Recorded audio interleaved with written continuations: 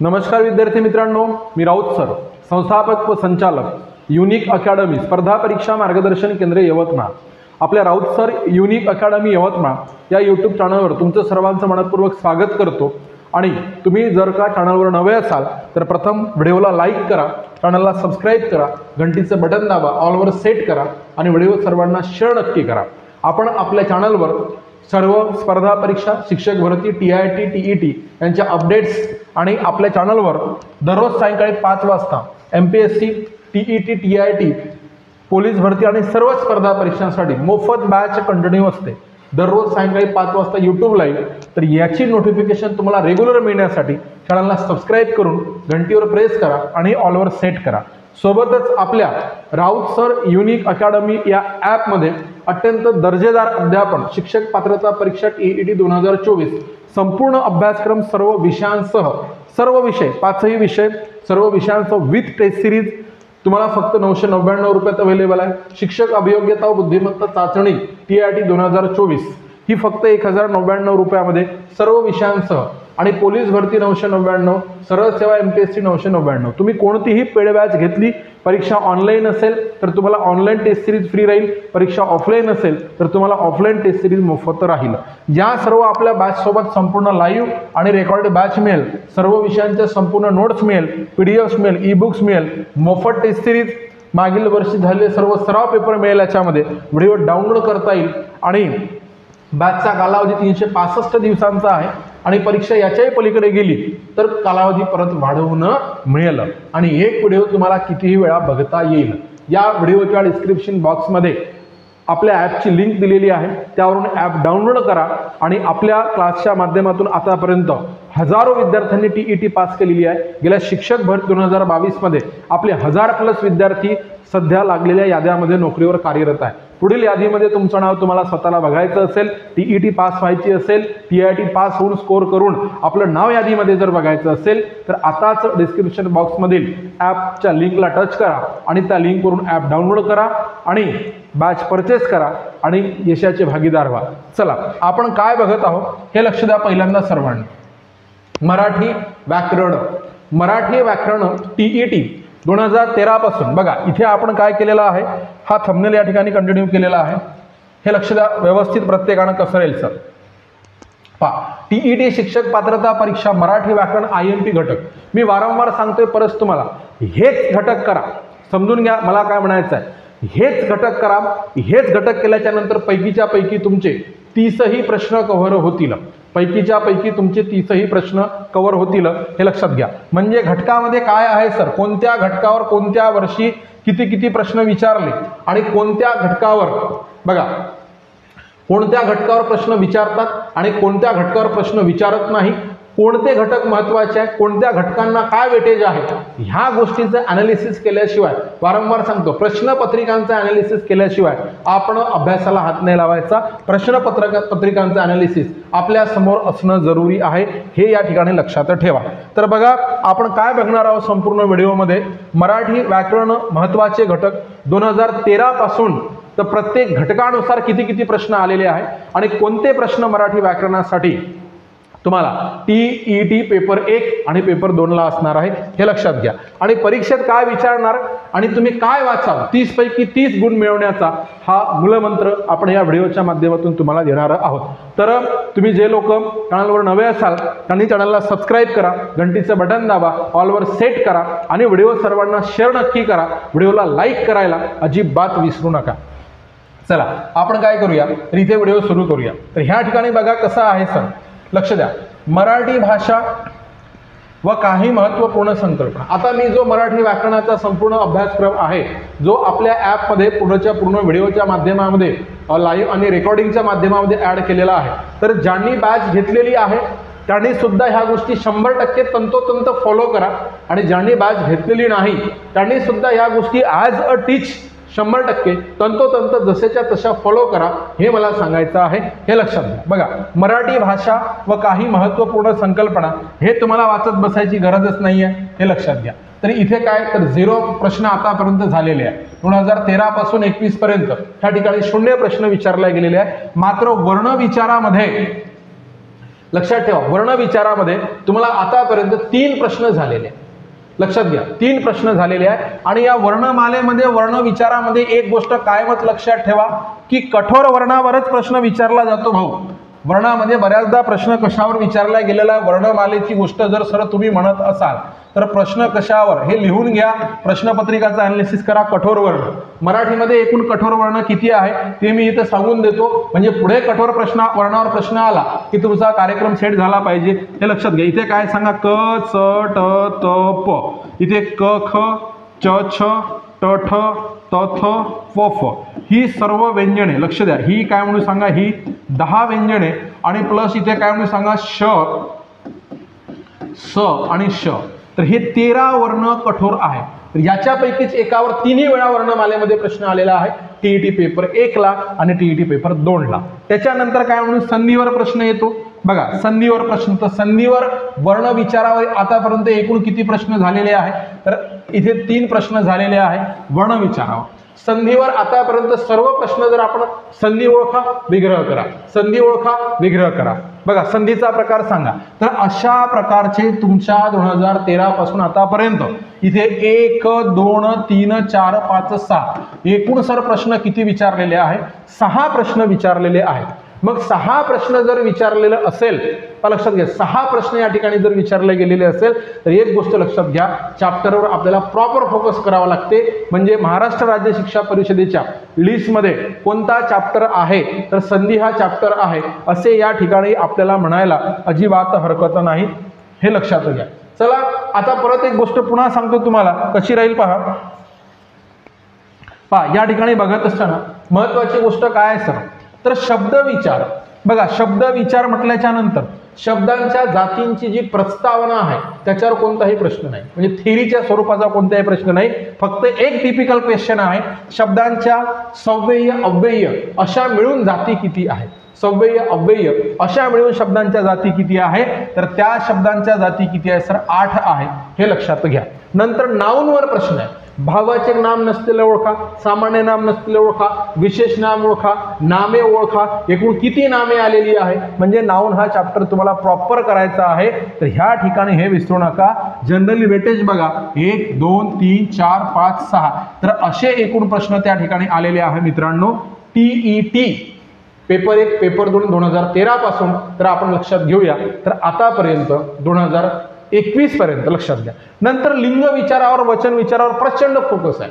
लिंग वचन नाम विभक्ती माहीतच पाहिजे, समजून घ्या. इथे लिंग ओळखा, लिंग बदल करा, पुल्लिंगी शब्द ओळखा, स्त्रीलिंगी शब्द ओळखा, असे एकूण किती प्रश्न आले, 1 2 3 4 5 6 7, तर हे 7 प्रश्न आलेले आहेत. जिथं प्रश्न 0 आहे अभ्यासक्रमातून ते घटक आपण अजिबात अभ्यासायचे नाही, हे लक्षात ठेवा. आपल्याकडे वेळेचा सदुपयोग करायचा, पैकी गुण घ्यायचे असेल तर आपल्या जे काही तुम्ही पेड बॅचेस घेतलेल्या असतील त्या बॅचमध्ये जरी हा सिलेबस टू द पॉइंट सर्वच्या सर्व ऍड केलेला असेल, पण तरीही त्याच्यामध्ये जे तुमच्या अभ्यासक्रमाला घटक आहे तेच घटक तुम्ही या ठिकाणी बघायचे आहे, वाचायचे आहे, बघायचे आहे, त्याच्यावरचेच प्रश्न तुम्ही सॉल्व्ह करायचे आहे. आणि पहिल्यांदा तर तुम्ही याच्यावरच्या प्रश्नपत्रिका बघायची आहे, हे लक्षात घ्या. आता पहा या ठिकाणी वचन विचार, वचन विचाराला भरपूर वेटेज झालेला आहे. 1 2 3 4 5 6 7 8. तर हे बघा इथे किती प्रश्न आले आहे सर, एकूण 8 प्रश्न आतापर्यंत वचन विचारावर विचारले गेलेले आहे. विभक्ती विचार सुद्धा आपल्याला करायचा आहे व्यवस्थित. विभक्ती 8 विभक्ती आहेत, तर याच्यामध्ये 1 2 3 4, तर अशा 4 विभक्तीवर प्रश्न काय सांग, थेट विभक्तीवर विचारले गेलेले आहे. सामान्य रूपाची जर गोष्ट करतो म्हटलं तर 1 2 3 4, तर असे 4 प्रश्न, जवळपास 4+ प्रश्न सामान्य रूपावर विचारले गेलेले आहे. सर्वनामावर, थेट सर्वनामावर, पुन्हा उपयोजित प्रश्न तर विचारल्या जातच आहे, पण सर्वनामावर जर प्रश्नाची गोष्ट आपण करतो म्हटलं तर सर्वनामावर इकडे 1 2 3 4 असे किती प्रश्न असतात, 4 प्रश्न आलेले आहे. म्हणजे आता तुम्हाला ह्या पेजवरची जर गोष्ट करतो म्हटलं, हे पहिला मुद्दा जर सोडला तर खाली सरळ सरळ वर्णमाला, संधी, शब्दविचार, नाम, लिंग विचार, वचन विभक्ती, सामान्य रूप, सर्वनाम, तर ह्या गोष्टी तुम्हाला अभ्यासणं अनिवार्य आहे, हे इथे समजून घ्या. त्याच्यानंतर बघा विशेषण. बघा विशेषणाला बरंच वेटेज आहे, बरंच वेटेज आहे. त्याच्यात बघा तुम्हाला सांगतो इथे विशेषण, त्याच्यात किती प्रश्न आले आहे, 1 2 3 4 5 6 7, तर 7 प्रश्न विचारले गेलेले आहेत. आता क्रियापदावर सुद्धा प्रश्न आहे, पण क्रियापदामध्ये काळ ओळखा याच्यावर भर दिलेला आहे. हे बघा, काळावर बरेच प्रश्न आहे. बघा, काळावर बरेच प्रश्न आहे, पण क्रियापदामध्ये एक गोष्ट कायम लक्षात ठेवूनच चला. क्रियापदामधला आम्हाला कोणता प्रकार आला पाहिजे? कर्ता कर्म आलाच पाहिजे. सकर्मक क्रियापद याच्यावरच सातत्यानं प्रश्न आहे. बघा, ऑप्शन सारखेच आहे बऱ्याच जागी. सकर्मक क्रियापद ह्याच्यावर तुम्हाला प्रश्न विचारलेले आहेत, हे तुम्ही लक्षात घ्या. म्हणून क्रियापद त्याच्यामधला प्रकार कोणता असेल, त्याच्यामधला सकर्मक क्रियापद हा प्रकार तुम्हाला माहीत असणं अत्यंत गरजेचं आहे, हे लक्षात घ्या. आता त्याच्यानंतर काळ, टेन्स, मराठीमध्ये टेन्स, काळ व त्याचे अर्थ, स्वार्थ, आज्ञार्थ, विद्यार्थ, संकेतार्थ असे अर्थ. आज्ञार्थी वाक्य ओळखा, विद्यार्थी ओळखा, संकेतार्थी ओळखा, विधानार्थी असे आणि वाक्यांचे काळ ओळखा. तर स्पेशली काळावरचे प्रश्न जर आपण या ठिकाणी बघतो म्हटलं, हे बघा 1 2 3 4 5 6 7 8 9 10 जवळपास 10+ प्रश्न कशावर आलेले आहेत सर? निव्वळ काळावर विचारले गेलेले आहे. म्हणून काळ आपला चुकता कामा नये. काळ हा टॉपिक कशा प्रकारे त्या ठिकाणी विचारलेला आहे तर एकदम प्रॉपर विचारलाय. प्रत्येक वेळेस काळ ओळखा. काळाच्या उपप्रकारावर सुद्धा प्रश्न झालेले आहेत. नंतर क्रियाविशेषण अव्यय याच्या काय म्हणून सांगा, 2 प्रश्न झालेले आहेत. त्याच्यामध्ये शब्दयोगी अव्ययावर 2 प्रश्न झालेले आहेत. उभयान्वयी अव्यय याच्यात वाक्याच्या प्रकारावर प्रश्न झालेले आहेत. उभयान्वयी अव्यय, स्पेसिफिक उभयान्वयी अव्यय ओळखा किंवा उभयान्वयी अव्ययाचा प्रकार ओळखा असा प्रश्न नाही सापडला, हे लक्षात घ्या. उभयान्वयी अव्ययाचा प्रकार ओळखा किंवा उभयान्वयी अव्यय कोण आहे याच्यातील ते ओळखा असा प्रकार नाही सापडला. जनरली केवळ प्रयोगी अव्यय ओळखा ह्याच्यावर 3 प्रश्न झालेले आहेत, लक्षात घ्या. विभक्तींचे अर्थ बघा, जसे कारकार्थ आहे त्याच्यामध्ये काय म्हणून सांगा, प्रथमेचा कर्ता, द्वितीया कर्म, तृतीया कर्ण, चतुर्थी संप्रदान, पंचमी अपादान, षष्ठी संबंध, सप्तमी अधिकरण म्हणा आणि काय म्हणून जे संबोधन विभक्ती आहे त्याचा हात म्हणू. तर अशा कारकार्थ, विभक्तीचे अर्थ, कारकार्थ याच्यावर प्रश्न नाही विचारला. प्रयोगाच्या प्रकारावर प्रश्न आहे. प्रयोग याच्यावर 1 2 3 4 म्हणजे 4 जागी डायरेक्ट प्रश्न आहे, प्रयोग ओळखा म्हणून. लक्ष, 4 जागी डायरेक्ट प्रश्न आहे की प्रयोग ओळखा म्हणून. समासावर प्रश्न दादांना विचारले गेलेले आहे की समास ओळखा. चतुर्थी विभक्ती तत्पुरुष, पंचमी विभक्ती तत्पुरुष, कर्मधारय समास, मध्यमपद लोपी समास असे प्रश्न आहे. तर 1 2 3 4 5 याच्यावर किती प्रश्न विचारले गेलेले आहे सर? 5. तर हे नोट करा. ज्याला मी सिलेबस मधून काय म्हणून सांगा बाजूला करतोय, आपला टू द पॉइंट सिलेबस लक्षात घ्या आणि त्याचाच नेमका अभ्यास करा. मी सांगतो ज्यांनी बॅच घेतली नसेल त्यांनी सुद्धा, घेतली असेल त्यांनी सुद्धा बॅच मधून काय बघायचं, काय पाहायचं, पुस्तकातून काय वाचायचं, तर हे तुम्हाला सांगतो. प्रश्नपत्रिकांचं जोपर्यंत तुम्ही अनालिसिस करत नाही तोपर्यंत तुमचं कन्फर्मेशन नसते दादांनो, हे लक्षात घ्या. त्याच्यानंतर बघा, आपण पुढे जर गेलो तर अलंकारावर प्रश्न आहे म्हणजे आहेच.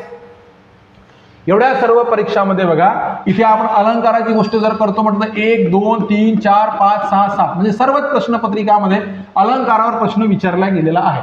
वृत्तावर 3 ठिकाणी प्रश्न विचारले गेलेले आहेत. 3 प्रश्नपत्रिकेमध्ये एकूण इकडे 1 2 3 असे काय म्हणून सांगा प्रकार विचारले गेलेले आहेत. त्याच्यामध्ये तुम्हाला सांगतो, हे लक्षात घ्या. एक प्रश्न आहे कसा, तर हे 3ही प्रश्न हेच विचारेल पुन्हा सुद्धा, हे मी तुम्हाला आत्ताच सांगून देतो, लक्षात घ्या.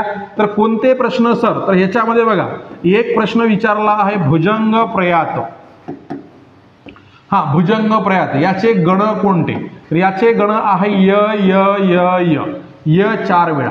बघा, आपल्याकडे 4 फळ्याचा भुजंग असतो असं लक्षात ठेवा. किती फळ्याचा सर? 4 फळ्याचा भुजंग असतो.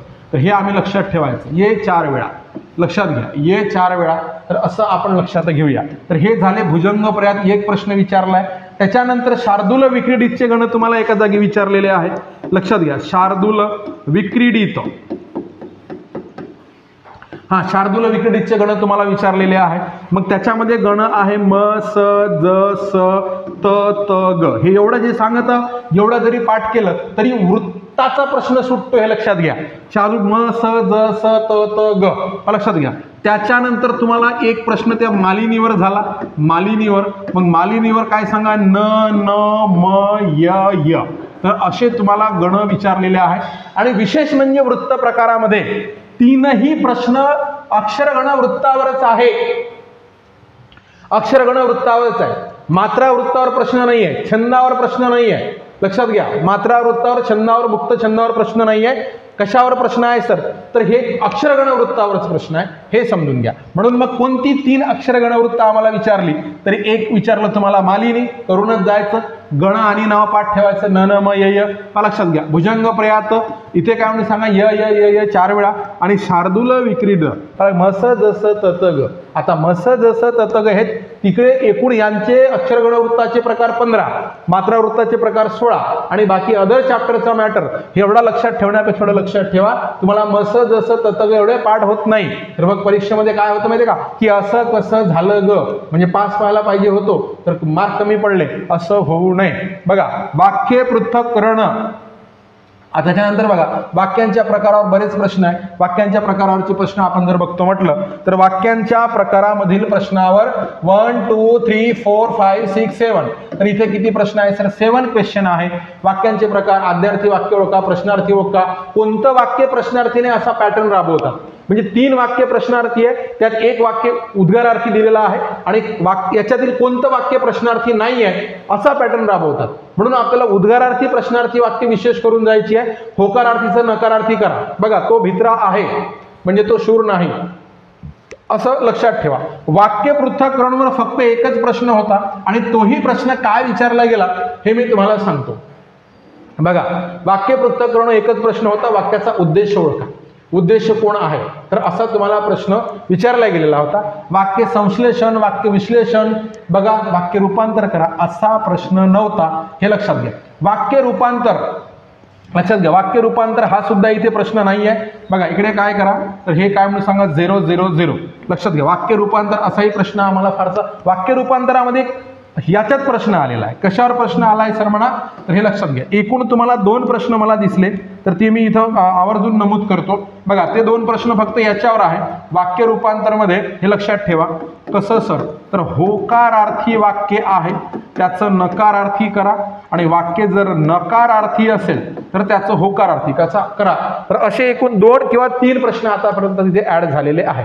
बघा शब्दसिद्धीवर, शब्दसिद्धी ह्या चॅप्टरवर काय म्हणून सांगा, बरेच प्रश्न आहेत पण त्याच्यावर टिपिकल प्रश्न तर किती सांगा, 1 विचारलेला आहे. रस विचारावर 2 प्रश्न विचारले. बघा शब्दसिद्धीवर आपण काय म्हणूया, 1 प्रश्न लक्षात घ्या आणि रस विचारावर काय म्हणून सांगा 2 प्रश्न विचारले. रस विचारावर 2 प्रश्न कोणते, तर एक विचारलेला आहे तुम्हाला अद्भुत रस विचारलेला. अद्भुत रस म्हणजे काय सांगा, झाडाला चेंडू आणि शेतात बॅट लागते बा, कोणता रस होईल, तर असं त्याचा आशय आहे त्या उदाहरणाचा, तर तो अद्भुत रस होईल. आणि दुसरा रस विचारलेला आहे की अत्यंत म्हणजे दयनीय अवस्था परिस्थिती दाखवलेली आहे आणि तिथे करुण रस विचारलेला आहे. म्हणून लक्षात घ्या TET वाल्यांनो रस, वृत्त, अलंकार माहीतच पाहिजे. विराम चिन्हावर खास फोकस लक्षात घ्या. विराम चिन्हावर काय म्हणू सर, तर खास फोकस. हे 1 2 3 4 5 6 7 8 एवढे प्रश्न, याच्यापेक्षा प्लस मायनस कमी जास्त प्रश्न विराम चिन्हावर सुद्धा विचारले गेलेले आहे. म्हणजे वाक्यात किती विराम चिन्हे आली आहे, कुठे विरामचिन्ह हे पाहिजे होतं, कोणत्या विरामचिन्हाचा वापर चुकीचा झालाय, तर अशा पॅटर्नचे प्रश्न. म्हणजे पहिला मोस्ट ऑफ दी क्वेश्चन कसा, की किती विरामचिन्हे आलेली आहे. लक्षात घ्या वाक्यात किती विरामचिन्हे आलेली आहे, मग किती विरामचिन्हे आलेली आहे, योग्य विरामचिन्हाचा वापर झाला आहे का आणि कुठे विरामचिन्हाचा वापर चुकला, तर अशा प्रकारचे प्रश्न विरामचिन्हावर आलेले आहे, हे लक्षात घ्या. वाक्यप्रचार आणि म्हणी याचा तर पूर्ण काय म्हणून सांगा धुमाकूळच आहे. लक्षात घ्या वाक्यप्रचार आणि म्हणी यांचा तर पूर्ण धुमाकूळ आहे. कसा बघा वाक्यप्रचारामध्ये काय काय सर, इकडे 1 2 3 4 5 6 7 8 प्रश्न सर्वच परीक्षांना, सर्वच पेपरला काय म्हणून सांगा वाक्यप्रचार जनरली विचारले जात आहे. त्याच्यानंतर म्हणी 1 2 3 4 5 6 7 8 9 10 11 12. लक्षात घ्या. आता म्हणीचे जे प्रश्न येतात ते कसे कसे येतात ते तुम्हाला सांगतो. बघा एक तर काय म्हणते, एक प्रश्न आहे मन पूर्ण करा, म्हणजे अर्धी देईल अर्धी तुम्ही लिहायची, मन पूर्ण करा. दुसरी काय म्हणून सांगा, म्हणीचा अर्थ सांगा, असा प्रश्न आहे, म्हणीचा अर्थ खालील पर्यायातून सांगा. तिसरी काय म्हणेल की ह्या म्हणीच्या समानार्थी मन सांगा, ह्या म्हणीच्या विरोधार्थी मन सांगा, असं चौथा. लक्षात घ्या मन पूर्ण करा, समानार्थी अर्थाची मन सांगा, विरोधार्थी अर्थाची मन सांगा. लक्षात घ्या म्हणीच्या विरोधार्थी समानार्थी मन पूर्ण करा, समान असे काय म्हणून सांगा प्रश्न. आणि त्याच्यानंतर एक प्रश्न कसा येईल पुन्हा सांगतो तुम्हाला. म्हणीच्या बाबतीमध्ये प्रश्नाचा पॅटर्न सांगतो की तुम्ही फक्त म्हणी पाठ केल्याने होत नाही. लक्षात घ्या तर इथे काय म्हणून सांगा बॉक्समध्ये म्हणीची अक्षरं दिलेली आहे आणि या बॉक्समधून तुम्हाला म्हण तयार करा म्हणताय. आणि त्याच्यातून 4थ्या नंबरचं अक्षर, 7व्या नंबरचं अक्षर, 8व्या नंबरचं अक्षर, 13व्या नंबरचं अक्षर, ह्याच्यातून काय तयार होईल हे त्या ठिकाणी विचारलं जात आहे. असे मणीवरचे प्रश्न टीईटी पेपर 1 आणि पेपर 2 ला आहे, हे समजून घ्या. त्याच्यानंतर समानार्थी शब्द, म्हणजे या अर्थाचा समानार्थी शब्द सरसकट आहे, वाचून जायचं, जे येत नाही त्याची रिव्हिजन करायची, जे सगळे येतात त्याची नाही, जर जे येत नाही ज्याची अडचण येते तर ते लिहून ठेवायचे आपण. बघा मग किती 1 2 3 4 5 6 7 सर्वच पेपरला विचारले गेले. विरुद्धार्थी शब्द एकेका पेपरला 2 2 3 3 आहे. 1 2 3 4 5 6 7 सर्वच पेपरला जवळजवळ विचारले गेले. शब्द समूहाबद्दल एक शब्द, शब्द समूहाबद्दल एक शब्द, मोफत पाणी मिळण्याचे ठिकाण, पाणपोई असा प्रश्न होता. तर असे तुम्हाला काय म्हणून सांगा, बघा मोफत अन्न मिळण्याचे ठिकाण, अन्नछत्र असं तुम्हाला विचारलं जाते. समूहवाचक शब्द म्हणजे समूहासाठी एक शब्द लक्षात घ्या, म्हणजे एखादा समूह बाकी शब्दांचा देईल आणि त्याच्यासाठी एका शब्दात रूपांतर करा असं म्हणेल. बघा समर्पक भाव दर्शवणारे शब्द असे प्रश्न 0, व्यवसायावर आधारित असे 0, उच्चार साम्य किंवा लेखन साम्य असे शब्द 0, अलंकारिक शब्द 0. तर हे अभ्यास करायचं नाही. जिथे प्रश्न 0 आले त्याच्यावर नाही, तर जे प्रश्न रुटीनला आहे त्यांचा पहिल्यांदा अभ्यास करायचा. इथे बघा ह्याच्यावर सुद्धा तुम्हाला प्रश्न विचारला जात नाही. कायम लक्षात ठेवा, म्हणजे काय काय मराठी व्याकरणाचा जरी आपल्या पेड बॅचमध्ये सगळा कंटेंट A to Z असेल, स्टार्ट टू एंड अत्यंत काय म्हणून सांगा बेसिक टू ऍडव्हान्स असेल, तरी मी सांगतोय परीक्षेच्या दृष्टिकोनातून, परीक्षाभिमुख, परीक्षेच्या अँगलनं कसा अभ्यास करायचा त्याच्यावर तुमचा जास्त फोकस असला पाहिजे, हे लक्षात ठेवा. बघा काही महत्त्वपूर्ण गोष्टी इथे बघा, प्राण्यांचे आवाज, वस्तूंचे आवाज, राहण्याची ठिकाणे, प्राण्यांची किल्ले, मराठी महिने, विविध धार्मिक सण, कालानुक्रमे चिरंजीव व्यक्ती, 4 युग, पंचमहाभूते, अष्टविनायक ह्यांच्यावर आपल्या टीईटी पेपर 1 पेपर 2 मध्ये प्रश्न दिसलेले नाही. बघा 12 ज्योतिर्लिंग, बघा स्थळ आणि ज्योतिर्लिंग यांच्यावरही काय म्हणून सांगा प्रश्न दिसलेले नाही. लक्षात घ्या, दिसले तुम्हाला चुकून माकून काय म्हणून सांगा, एखादा 1-2 पेपर माझ्याकडून सुद्धा मिस झालेले आहे, लक्षात घ्या, ते आपल्यापर्यंत पोहोचलेले नाही. पण तरी मी तुम्हाला सांगू इच्छितो की जो टॉपिक मी सांगतोय त्याच्यावर खास फोकस करा. पहिल्यांदा राष्ट्रीय सण व दिवस याच्यावर प्रश्न नाही, वर्ष महोत्सव नाही, संत व त्यांची मूळ गावे, विविध महत्त्वपूर्ण स्थळे. टोपण नावावर खूपच भर आहे. बघा टोपण नावावर बालकवी कोणाला म्हणतात, बघा केशवसूत या नावाने कोणी लेखन केले, लक्षात घ्या. तर हे तुम्हाला पाठच पाहिजे. टोपण नावावर विशेष भर, माणिक सीताराम गोडघाटे यांना ग्रेस कोणाचं नाव आहे असे प्रश्न विचारते. केशव कुमार, केशवसूत, बघा लक्षात घ्या, माणिक सीताराम टोपण नावावर प्रश्न. साहित्य विषयक महत्वाचं, तर त्याच्यामध्ये बघा साहित्य विषयक महत्वाचं काय ते पुढे सांगेल. असं इथे काय म्हणून सांगा विशेष. बघा कथा संग्रहावर 3 प्रश्न आहे, हे पुस्तक कोणाचं, ती कथा कोणाची, असं पुस्तक. कादंबरीवर काय म्हणून सांगा 4-5 प्रश्न आहे, लक्षात घ्या. कादंबऱ्या पुस्तकं हे तुम्हाला पाठ पाहिजे. आत्मचरित्र व आत्मकथा याच्यावर नाही. नाटकावरही काय म्हणून सांगा फार ते ऑप्शनमध्ये आलेले आहे, पर्टिक्युलर प्रश्न नाही. बघा काव्यसंग्रह, संस्कृत व ग्रंथ व ग्रंथकार, महानुभव पंथाचे 7 ग्रंथ, मराठीतील 5 प्रमुख संत कवी, गीतेवरील टीका व टीकाकार, मराठीतील पंडित कवी, आधुनिक कवी पंचक, काही महत्त्वपूर्ण वाङ्मय नियतकालिके, मराठीतील प्रथम व विशेष. बघा काय कशावर आहे कशावर नाही पुन्हा पुढे सांगतो. साहित्य अकादमी पुरस्कार याच्यावर प्रश्न आहे. साहित्य अकादमी पुरस्कारावर प्रश्न विचारते. हे इकडे जे कंटेंट आहे हे तुम्हाला वेळ भेटत असेल एवढा कंटेंट एका दिवशी असते. अर्ध्या 2-2, 3-3, 4, 2-2, 3-3 पानाचा कंटेंट असतो. याच्यावर भलेही प्रश्न नसेल तर वेळ मिळाला तरी काय करायचं सांगा, वाचून घ्यायचं. भलेही प्रश्न नसेल पण ते शेवटी ठेवायचं, ऑप्शनमध्ये ठेवायचं. वेळ मिळाला तर वाचायचं, हे लक्षात घ्या. ठीक आहे. साहित्य अकादमी पुरस्कार आणि साहित्य संमेलनाचे अध्यक्ष, खास करून अलीकडल्या आणि एखाद्या साहित्यिकाला त्या संमेलनात जर पुरस्कार दिला गेला असेल तर तोही तिथं लक्षात ठेवायचा, पाठ ठेवायचा, हे समजून घ्या. हेच अखिल भारतीय मराठी साहित्य संमेलने, ज्ञानपीठ पुरस्कार वगैरे जे आहे, तर असे 2-3 प्रश्न त्या ठिकाणी विचारले गेलेले आहेत. म्हणून हे तुम्हाला पाठ पाहिजे. आणि प्राचीन साहित्य विषयक महत्त्वाचे प्रश्न, महत्त्वाची अवतरणे. बघा अर्वाचीन, आता इथे फारसे याच्यावर प्रश्न जरी नसले तरी आपल्याला हे काय असतं, अर्ध्या पेज 1 पेजचं असतं, ते वाचून घ्यायचं. पुन्हा आता इकडे बघा हे खास कॉलम आहे, याच्यावर बरेच प्रश्न तुम्हाला विचारले गेलेले आहेत. बघा काय म्हणत आहे सर, शुद्ध लेखन व शुद्ध शब्द म्हणजे अचूक शब्द ओळखा, वेगळा शब्द ओळखा, असे बरेच प्रश्न आहे. बघा आपल्या निदर्शनास आले 1, 2, 3, 4, 5 प्रश्न वगैरे. काही महत्त्वपूर्ण शब्दांचे अर्थ, याच्यावर असा काही प्रश्न नाही. गटात न बसणारा शब्द ओळखा, हा फार फेमस प्रश्न आहे टीईटीला. 1, 2, 3, 4, 5, 6, 7, 8 म्हणजे बाकीचे समानार्थी, 1 विरोधार्थी, 3 विरोधार्थी, 1 समानार्थी. बघा 3 सारखे 1 वेगळा.